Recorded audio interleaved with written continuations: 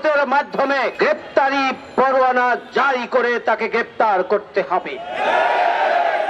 অবৈধ রাষ্ট্র ইসরায়েলি রাষ্ট্রকে আন্তর্জাতিক আদালতে অবৈধ ঘোষণা করে এ রাষ্ট্র বিলুপ্তির জন্য আন্তর্জাতিক সম্প্রদায়কে এগিয়ে আসতে হবে।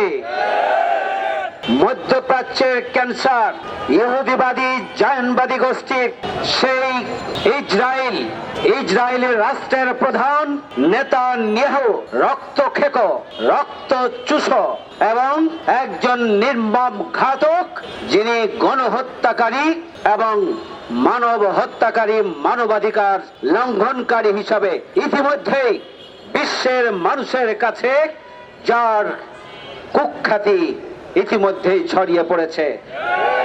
সেই নেতানিয়াহু যুদ্ধবিরতিতে সম্মত হয়েছিলেন। ফিলিস্তিনিদের সাথে ইসরায়েলের যুদ্ধবিরতি হয়েছিল।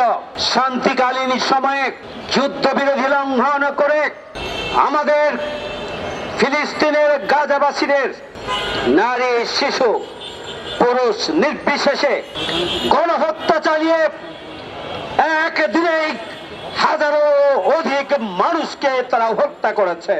সংগ্রামী ভাই বন্ধুগণ, এই যুদ্ধাপরাধী, গণহত্যাকারী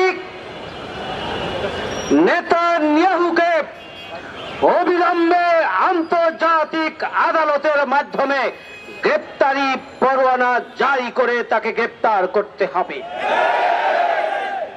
অবৈধ রাষ্ট্র ইসরায়েলি রাষ্ট্রকে আন্তর্জাতিক আদালতে অবৈধ ঘোষণা করে এ রাষ্ট্র বিলুপ্তির জন্য আন্তর্জাতিক সম্প্রদায়কে এগিয়ে আসতে হবে। আমরা বিশ্ব মুসলিম উম্মার নেতৃবৃন্দের প্রতি আহ্বান জানাতে চাই, আপনারা সোচ্চার হন। আপনারা কোন আধিপত্যবাদী শক্তির দোসর হিসাবে ভূমিকা পালন করবেন না। প্রত্যেকটি মুসলিম রাষ্ট্র নিজ নিজ অবস্থানে থেকে ওই ইহুদিবাদী গোষ্ঠী, ওই নেতানিয়াহুর রাষ্ট্র ইসরায়েলের বিরুদ্ধে শক্তিশালী প্রতিরোধ গড়ে তোলার জন্য আপনাদেরকে সোচ্চার হতে হবে। আপনাদের নিজ নিজ স্বার্থ ভুলে গিয়ে